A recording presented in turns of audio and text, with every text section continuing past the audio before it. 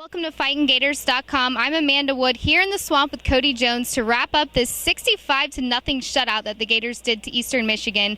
We finally got to see what everyone was talking about, the up-tempo offense. Jeff Driscoll was really heavy on passing, and we've heard all season from a bunch of different players that they're not just trying to make first downs, they're trying to score on every play, and we got to see that tonight. Cody, what did you think of this offense? Yeah, really impressive. Obviously, I think the scoreboard kind of says it all in this one. 65 points, something Florida hasn't done since 2008. You could feel the energy coming back on this offense. It's something that really hasn't been here in multiple years, and to see that back for the first time, I think was a really, really big deal, not only for this team, but really for the fan base, just to kind of re-energize things, to see these long runs, and Florida actually taking some shots deep, which has been pretty non-existent in recent years, to be honest, and that's something they're starting to put into this offense a little bit more. It really is more energetic, I think. You're starting to see that a little bit with the players, too. They genuinely enjoy what they're doing in this offense, which I think is pretty safe to say was not the case the last 2 years. So things have really changed for this offense right now, and I think it's just kind of getting to the point where it's contagious with this group. They enjoy being on the field, they enjoy being around each other, and it's something that's a lot different than the way it was a couple years ago. Florida had a couple injuries tonight. DJ Humphries, offensive lineman, was taken out of the game.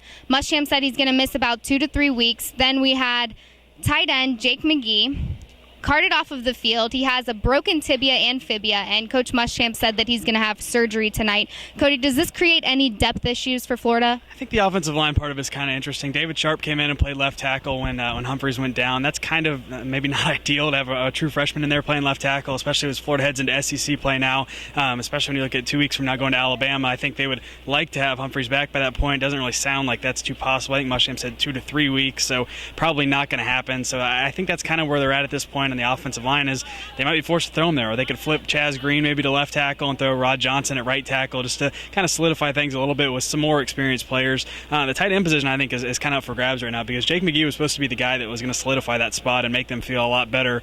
Now you kind of don't know what they're going to do. Clay Burton obviously had the best game of his career by far tonight. I don't know if he's the playmaker that Jake McGee was and was expected to be for this offense. So that's kind of the issue now, is where do they get that production from the tight end spot? And I don't really know if there's anybody on this roster. We saw DeAndre Goolsby did pretty well in fall camp, but he didn't play tonight, I don't believe. So do they pull the red shirt on him maybe and try to get him ready as fast as possible? They've got to figure out some way to get some production out of that position, and it looks like at this point the best hope is to keep Burton going with his performance tonight and just try to get more out of him. Now, one thing that we've learned from Florida's defense is that they really know how to put pressure on the offense. We've talked to linebacker Antonio Morrison and Vernon Hargraves before the season started, and they said that they know the defense like the back of their hand. The Florida defense didn't let the Eastern Michigan offense have any first downs in the first quarter. True freshman safety Duke Dawson had a pick six, and not to mention they had a big goose egg on the board. Cody, even though the competition was not that fierce, do you think that this is going to be a really good year for Florida's defense? Yeah, I think this is kind of what they needed to get going a little bit. Obviously, when you give up 0 points, things are going pretty well for you, but they just needed this little bit of a confidence boost, I think, to get out there. The defensive line, I think, played extremely well tonight. They kind of, I think, saw what teams are going to do throughout this year, kind of slide the protection to Dante Fowler and hope that they can get some pass rush out of somebody else. And then tonight it was Naran Ball, I think easily the best game of his Florida career. Had 2 sacks, forced a fumble. They're really expecting a lot of things out of him. The coaches have talked a lot about him in the preseason, but hadn't really seen anything close to what he did tonight in the previous year. So obviously I think he's a big guy for them as well. Alex McAllister had the first sack of his Florida career. They need somebody other than Dante Fowler to step up, and I think tonight was some pretty positive progression in that direction. So they needed that, and once that happens, you start seeing some of the wild throws come out of there and some of the balls put on the ground, and they actually get hits on the quarterback and some hits on the running back in the backfield as well. So that's kind of the big thing for this defense, is